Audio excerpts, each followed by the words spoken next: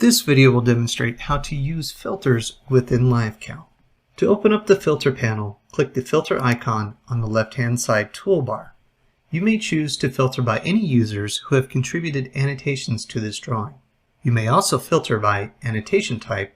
Non-takeoff annotation type refers to rectangular, polygon workspaces, and any of the shape annotations shown here, which includes polygon, rectangle, circle, note, arrow, line highlighter, freehand highlighter, dimension, and linked views. Linked refers to any length, count, or area annotation which is linked to your desktop estimating client. On deactivation of a given filter, those annotations are brought out of view, and on activation, they are brought back into view. Same functionality applies to layers in that any annotation which is associated to a given layer is brought either in or out of view when activated or deactivated. You may also choose to filter your annotations from within your desktop estimating client.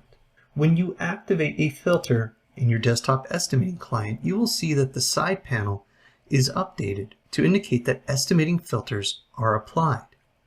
When estimating filters are active, any LiveCount filters that you have activated will be disabled. To re-enable your LiveCount filters, simply deactivate estimating filters, at which point the LiveCount specific filters will be applied.